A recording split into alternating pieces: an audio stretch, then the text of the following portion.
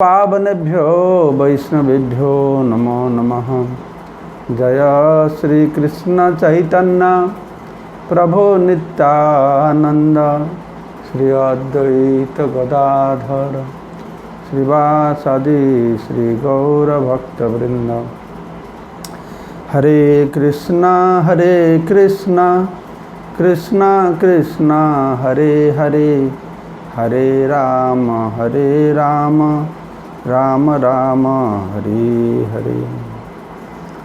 मुखं करोति वाचालं पंगुलं हैतगिरिं यत्कृपातमहं वन्दे परमानन्दमाधवं श्रीगुरुजनतारिणं श्रीचैतन्य ईश्वरं। तो आमरा विभिन्न गुणेर कथा श्रवण करछि।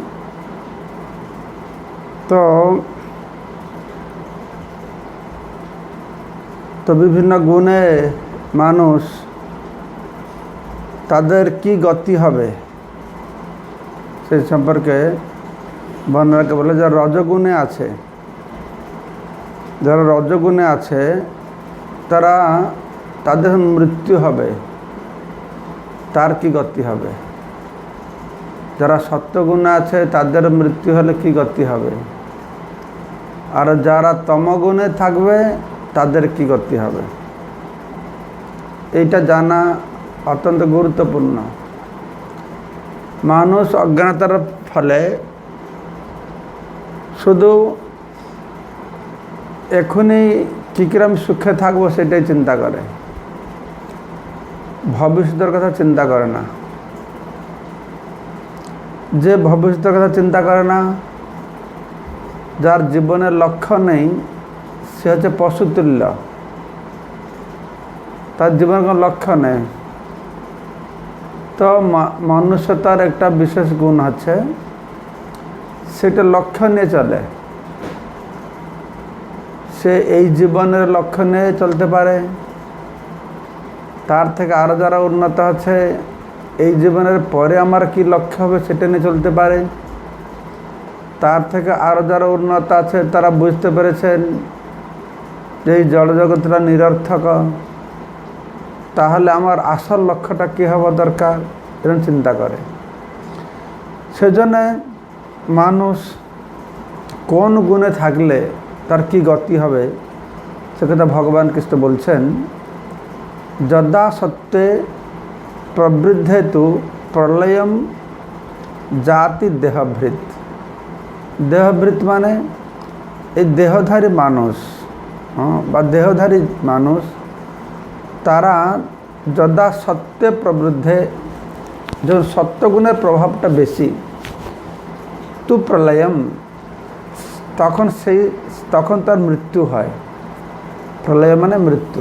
সত্যগুণের প্রভাব যখন বেশি তখন যে তার মৃত্যু হবে, তাহলে কি তার গতি হবে না, সে তদা উত্তমবিদম লোকান অমলান প্রতিপদ্যতে। উত্তম বিদাম লোকান, তো উত্তম বিধান মানে সে উন্নত গ্রহে, উন্নত স্বর্গীয় লোকে যাবে। উত্তম বিদাম মানে যেখানকার অধিবাসীরা হিরণ্যগর্ভ ভগবানের উপাসনা করছেন, সে পরে বলে ঊর্ধ্ব গচ্ছতি, ঊর্ধ্ব লোকে সে যাবে। তো সেখানে কি হবে, সেসব ধামে মানে নির্মল ধাম, সেখানে নির্মল ধাম বলা হচ্ছে কি অম্লান, কোনো ময়লা নেই, অম্লান। সেখানে রজগুণ তমগুণের প্রভাব খুব কম, বেশি নেই। আর সেখানে খুব আনন্দ, আর সেখানে মুনি ঋষিরা থাকে আর ব্রহ্মার উপাসনা করে। আমাদের এই ব্রহ্মাণ্ডে 14 ভুবন রয়েছে। আমরা যে ভুবন আছি এটাকে বলে ভূলোক। ভূলোকের উপরে ভূলোক, ভুবলোক, স্বলোক, মহলোক, জনলোক, তপলোক, সত্যলোক, 7টা হলো। নিচেও সেরকম আছে অতল সুতল বিতল তলাতল রসাতল মহাতল পাতাল এরকম হয়। আমি ঠিক ক্রমে বলি না। হ্যাঁ, তো যখন 7টা নিচে আছে আরও 7টা উপরে আছে, এইভাবে 14 ভুবন বলে বলা হচ্ছে। একটা ব্রহ্মাণ্ডে 14 ভুবন আছে। তো আমরা যে ব্রহ্মাণ্ড বা ভূলোকে আমরা রয়েছি, এটাকে বলা হচ্ছে কর্মভূমি। আর উপরে নিচে হচ্ছে ভোগভূমি। অর্থাৎ এখানে মানুষ যেরকম কর্ম করবে, ভালো কর্ম করলে উপরে যাবে, ভোগ করবে, সুখ ভোগ করবে। খারাপ কর্ম করলে নিচে গিয়ে সে দুঃখ ভোগ করবে। তো ব্যাপার হচ্ছে সে কর্ম এখানে কর্ম করে যেখানে যাবে তাকে আবার এখানে ফিরে আসতে হবে। যেরকম আমরা শুনেছি তে তং ভুক্তা স্বর্গলোকম বিশালম ক্ষীণে পুণ্যে মর্তলোক বিশন্তি। সো ঊর্ধ্বলোকে যাক বা নিচের লোকে যাক, যেখানে যাবে তাকে আবার এই ধরাধামে ফিরে আসতে হবে। কর্ম না গহনা গতি, কর্মের গতি বোঝা বড় মুশকিল। কে কোন সময় তার মৃত্যু হচ্ছে, কোন চেতনায় মৃত্যু হচ্ছে, কীরকম কর্ম করেছে, খুব কমপ্লিকেটেড, এটা জটিল খুব। যাই হোক, এইটুকু আমাদের জানতে হবে, যদি সত্যগুণে স্থিত হয় কার মৃত্যু হবে, তাহলে কি হবে? উত্তম বিদাম লোকান অমলান প্রতিপদ্যতে। উত্তম বিদাম, সেখানে মুনি ঋষিরা হিরণ্যগর্ভ ভগবানের উপাসনা করছে, তারা সেখানে যাবে। বলা হচ্ছে যারা বর্ণাশ্রম ধর্ম ঠিকভাবে পালন করতে পারে, তারা গৃহস্থ যেরকম ভালোভাবে গৃহস্থ আশ্রম পালন করলে সে স্বর্গলোকে যাবে। তো ভালোভাবে ব্রহ্মচারী হলে স্বর্গলোক স্বর্গ জনলোকে যাবে। ভালো বানপ্রস্থ হলে মহরলোকে যাবে। ভালো সন্ন্যাসী হলে সত্যলোকে যাবে, উপরে উপরে যাবে। অর্থাৎ যার মধ্যে সত্যগুণের প্রভাবটা যত বেশি থাকবে সে ততটা উপরে উপরে যাবে। আর যত উপরে যাবে সে বেশি আনন্দ আর দুঃখ কম, পরিমাণ কম। সত্যগুণ তমগুণ প্রভাব খুব ক্বচিত হতে তোমাদের থাকে কি না, এরকম অবস্থা। তো এইটাই হচ্ছে যারা সত্যগুণী লোক আছে, সত্যগুণী প্রভাব মৃত্যু, মানে মৃত্যু হলে কি গতি হবে, তো সে কথা ভাগবত 11 স্কন্ধে বর্ণনা করা হয়েছে যে সত্ত্বে প্রলীন স্বর জানতি। স্বর জানতি মানে স্বর্গলোক, হেভেনলি প্ল্যানেট, স্বর্গীয় লোক। স্বর্গীয় লোকের মধ্যে ভূলোক, ভুবলোক, স্বর্লোক, মহলোক, এসব হলো স্বর্গীয় লোক। তার মধ্যে একটা আছে স্বর্গলোক।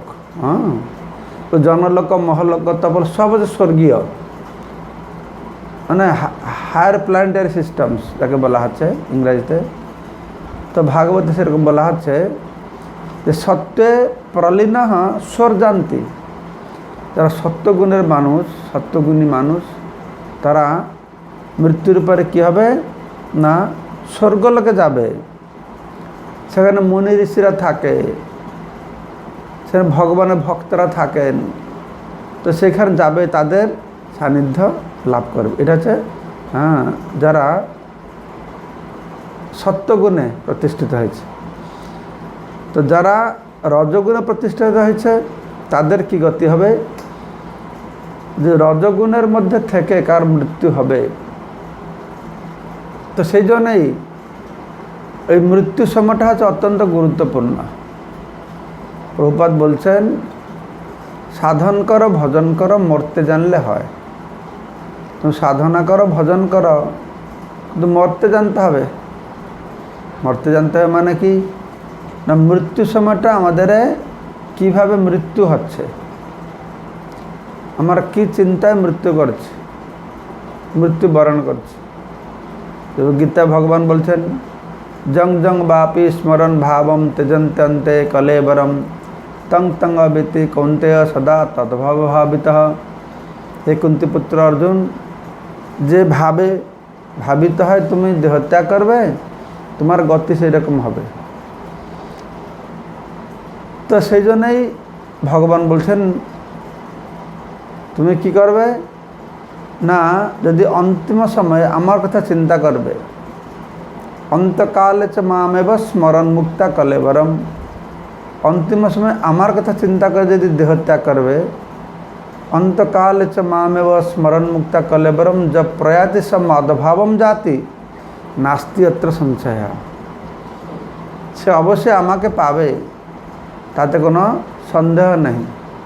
অন্তকালে ভগবানকে স্মরণ করতে হবে। তো সেজন্য কখন যে আমার শরীর দেহত্যাগ করতে আমরা জানি না, সেজন্য ভগবান তস্মাৎ সর্বেষু কালেষু মাং অনুস্মর, সব সময় তুমি আমার চিন্তা করো, আমার ধ্যান করো। তো অর্জুন বলছে তাহলে ভালোই, তাহলে আমি আর যুদ্ধ করা কি দরকার, তাহলে সারাদিন বসে আপনার ধ্যান করব। তো ভগবান বলছেন মাং অনুস্মর যুদ্ধে আছো, আমাকে স্মরণ করে যুদ্ধ করো। অর্থাৎ তুমি আমার স্মরণ করো, তোমার কর্তব্য কর্ম করো। সেজন্য কথা করো বলে হাতে কাম মুখে রাম, কাজকর্ম ছেড়ে দিয়ে নয়, আমরা শাস্ত্রবিহিত কর্ম করব,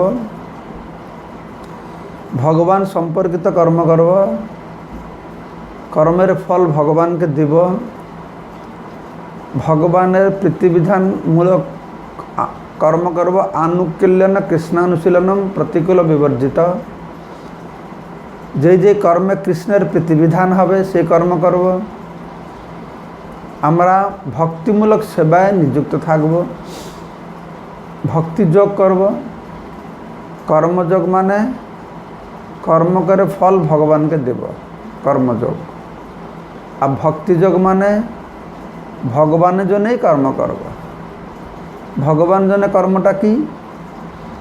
এই শ্রবণ কীর্তন, মন্দির মার্জনা, বিগ্রহ পূজা, ভগবান জন্য রান্না করা, এইগুলি হচ্ছে ডাইরেক্ট আমরা ভগবান জন্য করছি, ঠিক আছে।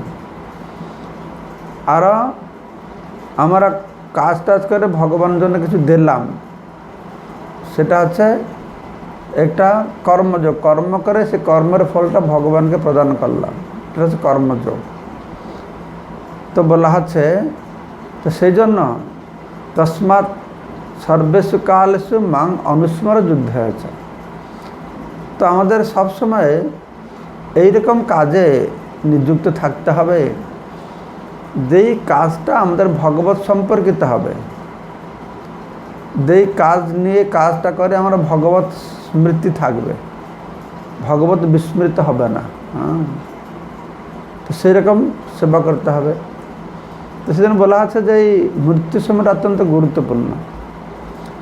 তো সেটা যারা ভগবান চিন্তা করে ঠিক আছে, কিন্তু যারা ভগবানকে চিন্তার ব্যাপার নেই, কিন্তু তার সত্যগুণে আছে, কেউ রজগুণে আছে, কেউ তমগুণে আছে, তাদের কীরকম গতি হবে সেটাই ভগবান এখানে বলছেন।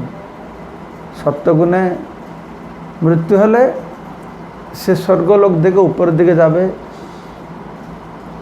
যেখানে অম্লান, সেখানে নির্মল লোক রয়েছে, ধাম রয়েছে, মুনি ঋষিরা রয়েছেন, হিরণ্যগর্ভ ভগবানের উপাসনা করছেন, সেখানে তার গতি হবে।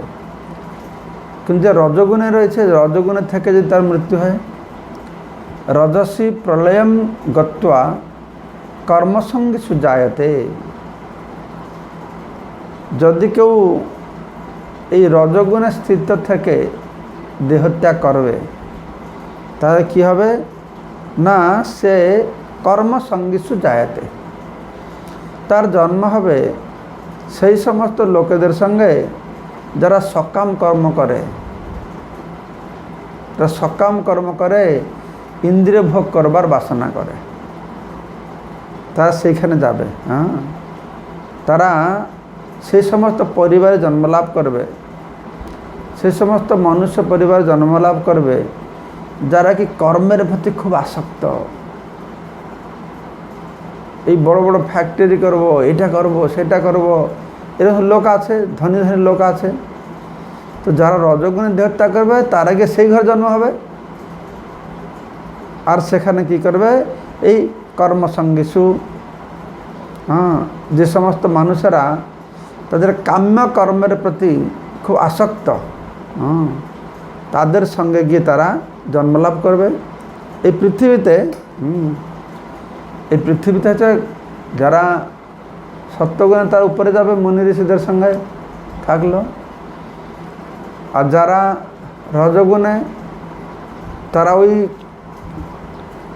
যারা খুব কঠোর পরিশ্রম করে, কাজ করে, উগ্র কর্ম করে, সকাম কর্ম করে, সেরকম পরিবারে তারা জন্মলাভ করবে। আর যারা তমগুণী, যে ব্যক্তি তমগুণের থেকে তার মৃত্যু হবে, তার কী হবে, সে কোথায় জন্মলাভ করবে না, সে পশুজনিতে জন্মলাভ করবে, পশুজনিতে জন্মলাভ করবে। তো সে অজ্ঞান, নিচু জনিতে জন্মলাভ করবে। তো এইরকম 3 প্রকারের জন্ম হচ্ছে, সত্যগুণে মুনি ঋষিদের সঙ্গে থাকবে, জন্ম হবে। রজগুণে সকামকর্মী মানুষের সঙ্গে জন্ম হবে। আর তমগুণে এই সমস্ত পশুজনিতে তার জন্ম হবে। তারপরে তো এখনই ভগবান বলছেন যে বিভিন্ন ভিন্ন ভিন্ন প্রকারের যে গুণ আছে, তো সেই গুণের ফলটা কি হয়, কি গুণে কি ফল হবে। ফলম কর্মণঃ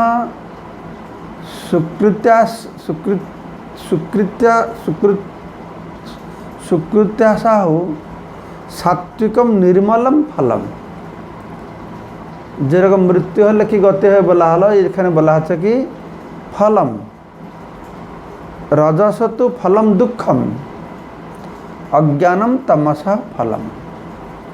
ভগবান কৃষ্ণ এক একটা গুণের লক্ষণ কি, এই গুণটা কি, এই গুণে মৃত্যু হলে কি হবে, এই গুণের ফল কি, সব এক একটাকে বর্ণনা করছেন। তো কর্মণঃ সুকৃত্যাসাহু সাত্বিকম নির্মলম ফলম। নির্মল, যারা সাত্বিকভাবে কাজ করবে, মানে পুণ্য কর্ম করবে, সেটা সাত্বিক কাজ। তারা কি করবে না, তারা সুখ পাবে, তার দুঃখ থেকে মুক্তি পাবে।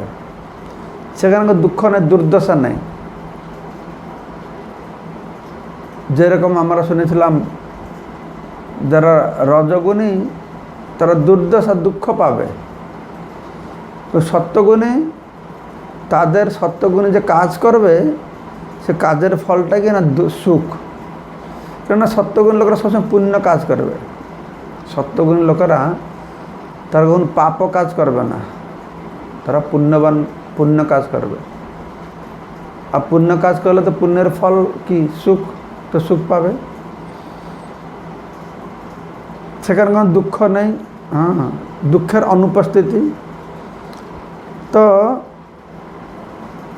এইভাবে যারা রজগুণে তারা থাকে, সত্যগুণ মানে সেখান থেকে আনন্দ পাবে, রজগুণ মানে দুঃখ পাবে, আর তমগুণ মানে সে বহু দুঃখ পাবে। তো যারা এই সত্যগুণে রয়েছে তারা কি করে, সবসময় নিজের মঙ্গল করে। আর সত্যগুণ লোকেরা সমাজের, জনসাধারণের মঙ্গল ইচ্ছা করে। তাদের মঙ্গল সাধন করার জন্য তারা চেষ্টা করে, কাকে উৎপীড়ন করে না, নিষ্পেষিত করে না।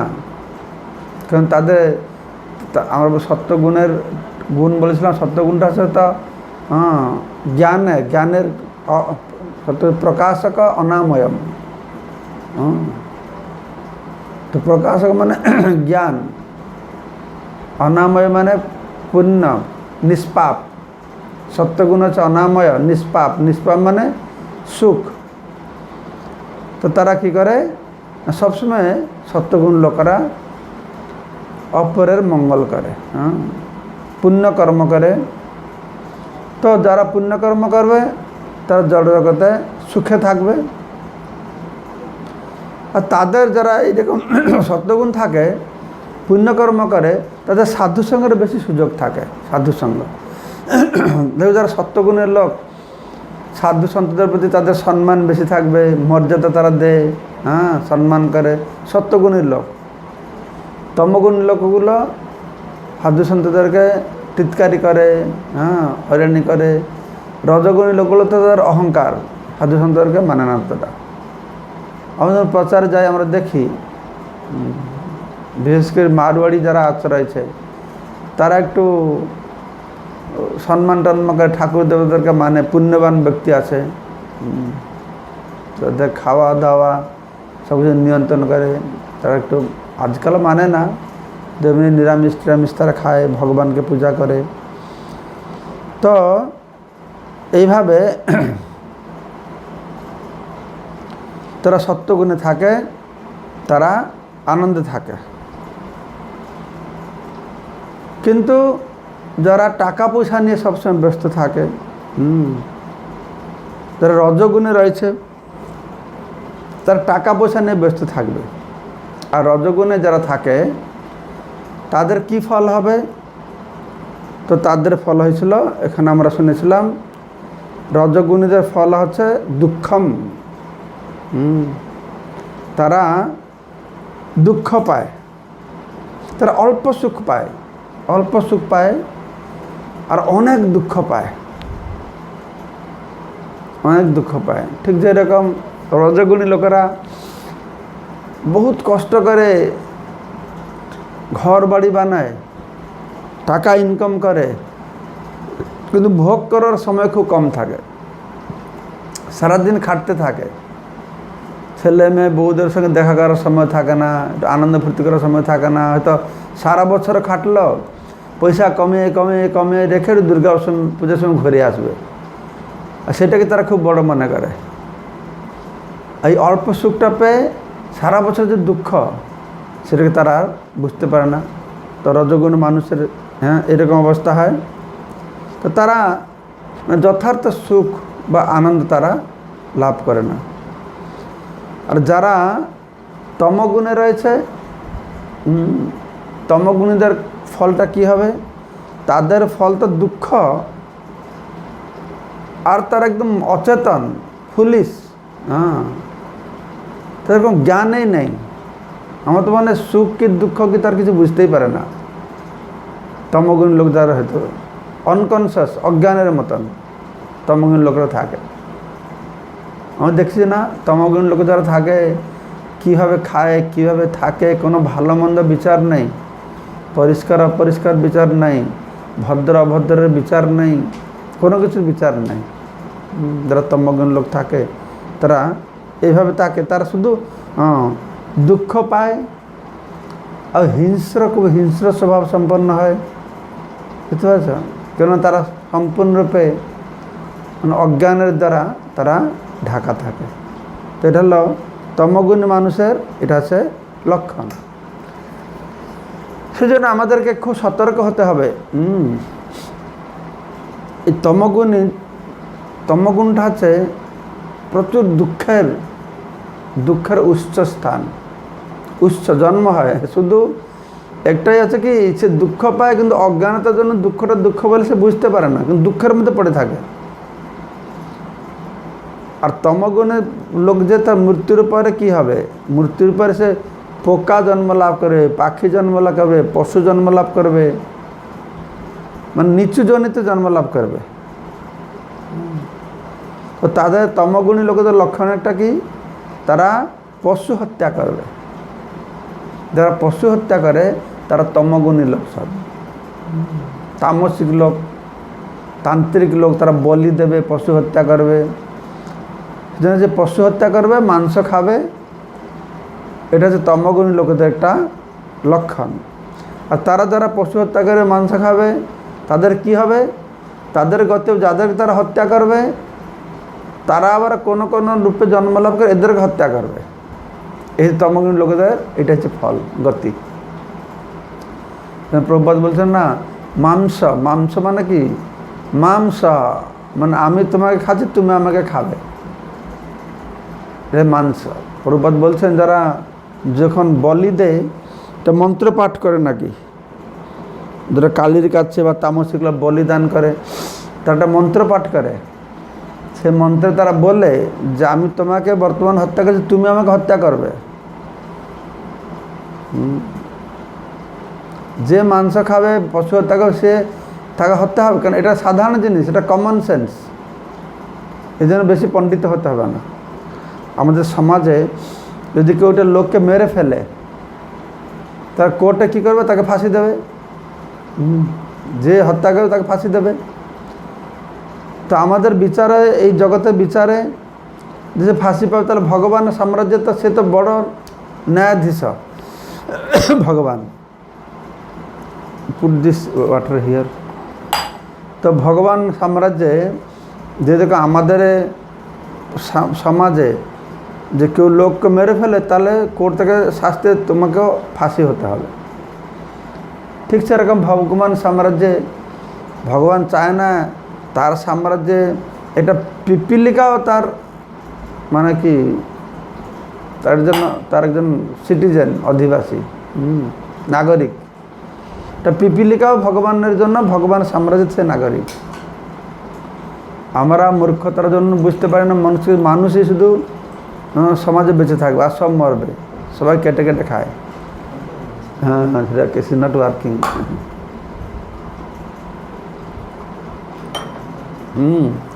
তাই ভগবান কখনো যেটা সহ্য করতে পারেন না, সে অবশ্যই শাস্তি দেবে।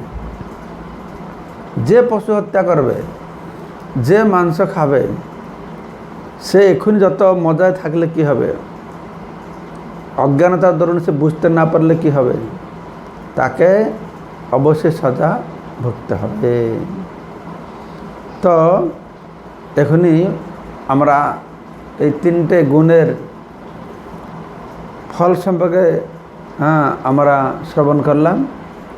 তো এখনই আমরা আলোচনা করব এই যে তিনটে গুণ আছে, এই গুণ হচ্ছে কিসের কারণ, সত্যগুণটা কিসের কারণ, রজগুণ কিসের কারণ, মানে রজগুণের কারণ কি সত্যগুণের কারণ কি না, সত্যগুণটা কার কারণ হয়, উল্টো এখানে বোঝানো আছে।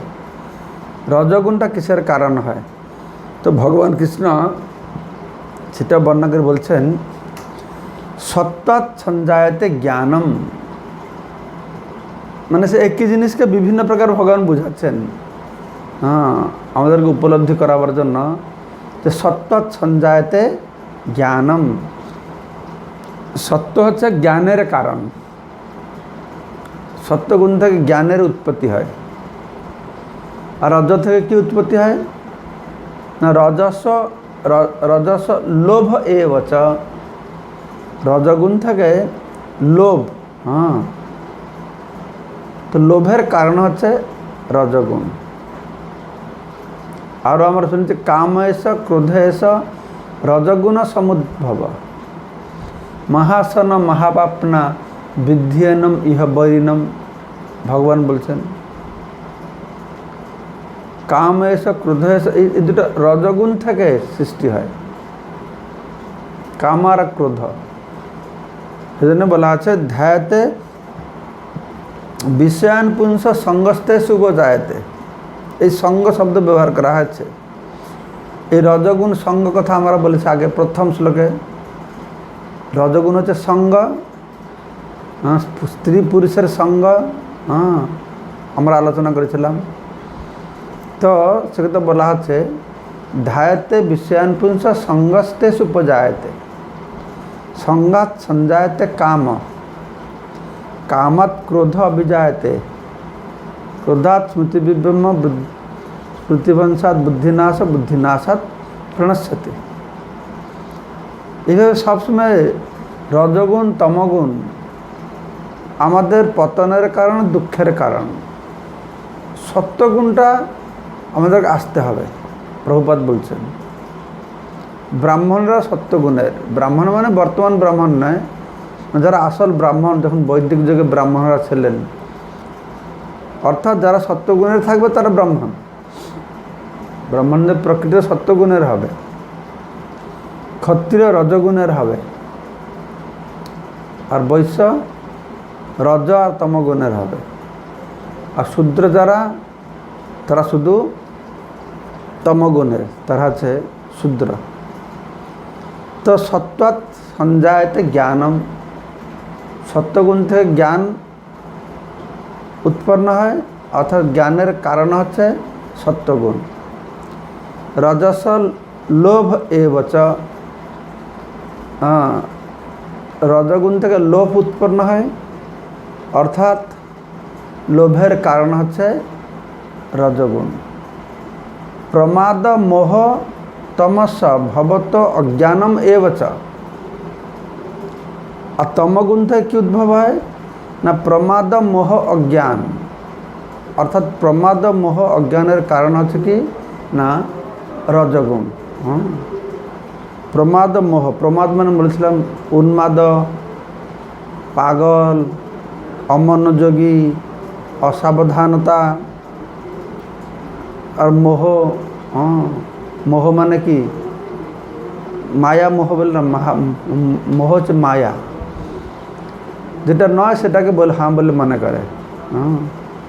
আর সবসময় তমসহ, মোড অফ ইগনোরেন্স, অজ্ঞান। সবসময় অজ্ঞান অন্ধকার মধ্যে সে থাকে। তো এইভাবে বর্ণনা করা হচ্ছে যে সত্যগুণ হচ্ছে জ্ঞান। সত্যগুণ থাকবে তাদের হৃদয়ে ভালো জিনিস, জ্ঞানের উদয় হবে, জ্ঞানের উদয় হবে।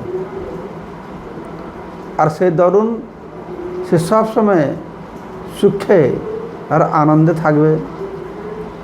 আর রজগুণ কি হবে, রজগুণ থাকে এই আসবে লোভ আসবে। আর সেই লোভটা কীরকম, এই হরিবল সাগর কি so much আওয়াজ, sound coming, what is sound, I cannot concentrate। তো রজগুণতে কী হবে না, রজগুণতে লোভ হচ্ছে। আর সে লোভটা কি মানে আমি কিছু পেলে যে ঠিক হল, তার পেলে আরও পাবে, আরও পাবে, এরকম শত শত লক্ষ লক্ষ ইন্দ্রিয় ভোগের বিষয় পেয়েও তার সন্তুষ্ট হবে না। ফলে কি হবে না, সে শুধু সবসময় দুঃখই পেতে থাকবে। পেলে তো সুখ নেই, পেলে তো আরও চাইবে। যে 1000 টাকা পেয়েছে, 10,000 টাকা বলে সুখটা পাবে না। 10,000 বলে মাত্র 10,000 টাকা পেলাম, 1 লাখ টাকা পেলে ভালো হতো। এই যে 1000 টাকা পেয়েছিলাম, 10,000 টাকা পেলাম, এই বুদ্ধি তার হবে না। সে 10,000 টাকা হাতে পাবে, কিন্তু 10,000 টাকা তার দুঃখের কারণ। কেন না, সে তো হচ্ছে আমরা 1 লাখ টাকা কেন পেলাম না, এই ওরকম মনে করবে। লাখ টাকা পেলে যে লাখ টাকা পেলে যে সুখী হবে, সুখে না হবে। আমি লাখ টাকা পেলে 10 লাখ টাকা কেন পেলাম না। তো এরকম রজগুণের লোকেরা কী করে, তারা অল্প সুখ পায় আর বহুত দুঃখ পায়। তারা এরকম কাজ করে, অল্প সুখ পাবে আর অনেক দুঃখ পাবে। আরও যারা তমগুণ আছে তারা কি করে, তারাই যে সবসময় অমনোযোগী হয়ে থাকবে, মোহর মধ্যে থাকবে, অজ্ঞানের মধ্যে থাকবে। আর তাদের কার্যকলাপগুলি এরকম দুঃখ দেবে, তো একদম টোটাল আনকনসিয়াসনেস, একদম অজ্ঞান অবস্থা তারা প্রাপ্ত হবে। তো এটা হচ্ছে তমগুণের ফল আছে। তো এইভাবে ভগবান কৃষ্ণ বর্ণনা করলেন যে তমগুণী, রজগুণী, সত্যগুণী বিভিন্ন প্রকারের তার ফল কি হবে, তার সে কিসের কারণ হচ্ছে, তার লক্ষণ কি, তার গুণ কি, করে শেষে ভগবান বলবেন যে বিভিন্ন গুণের মানুষের গতি কি হবে না ঊর্ধ্বম গচ্ছন্তি সত্যস্থা, যারা সত্যগুণ লোক তারা ঊর্ধ্ব লোকে যাবে। আমরা আগে আলোচনা করেছি সত্যগুণী লোক তারা মুনি ঋষিদের কাছে যাবে, এগুলো ঊর্ধ্ব লোকে যাবে। তারপর আমরা আগে আলোচনা করেছি রজগুণী লোক সকাম কর্মী ঘরে জন্ম লাভ করবে। এখানে বলছে মধ্যে তিষ্ঠন্তি রাজসাহা, মানে মর্ত্য লোকে তারা থাকবে। সত্যগুণী লোক ঊর্ধ্ব লোকে যাবে, আর রজগুণী লোক মধ্যে তিষ্ঠন্তি রাজসাহা। আর জঘন্য গুণবৃত্তিস্থ, আর তমগুণটা জঘন্য, সব থেকে নিকৃষ্ট, জঘন্য। গচ্ছন্তি তামসাহা, অধ গচ্ছন্তি তামসাহা, তারা নরকে যাবে, অধলোকে তারা পতিত হবে। তো সেজন্যে যারা সত্যগুণে তারা অপওয়ার্ডস, উপরে ব্রহ্মলোক দিকে যাবে। যারা রজগুণ আছে তারা এই ভূলোকে তারা থাকবে, মানুষ হয়ে জন্ম লাভ করবে, যেখানে পাপ পুণ্য দুটোই করবে। পশুদের পাপ পুণ্য নেই, মানুষের পাপ পুণ্য আছে। আর যা কর্ম হবে কর্মস্থান আছে, এটা এই মর্ত্যলোকটা, স্বর্গে কর্মফল নাই বেশি, নরকে কোনো কর্ম, সেটা ভোগ, নরকে ভোগ করবে। যা এখানে কর্ম করবে সেখানে খারাপ কর্ম করবে, এখানে তার ফলটা সেখানে ভোগ করবে। তো এইভাবে তমগুণ সম্পর্কে বর্ণনা করা হচ্ছে। আমাদেরকে খুব খুব সতর্ক হতে হবে। রজগুণ তবে তো একটু রক্ষা আছে, তমগুণের অবস্থা খুব খারাপ। তমগুণে তো সেই জন্যই বলা হচ্ছে যে তামসিক অবস্থাটি খুব খারাপ। তা আজকে আমরা এই গুণের সমস্ত লক্ষণ বর্ণনা করলাম। কালকে আমরা বর্ণনা করব এই গুণগুলোতে কী করে মুক্তি পাওয়া যাবে, কি করলে এই গুণের প্রভাব থেকে মুক্তি লাভ করে সে ভগবানকে লাভ করতে পারবে।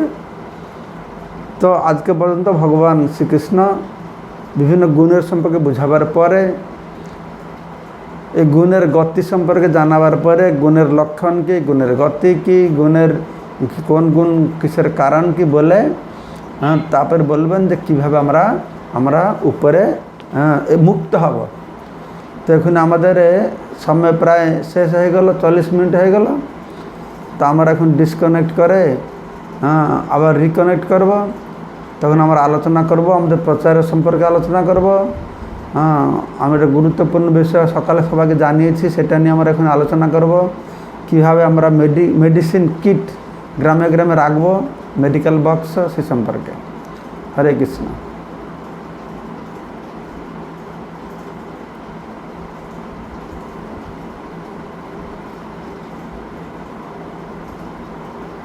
Mm-hmm.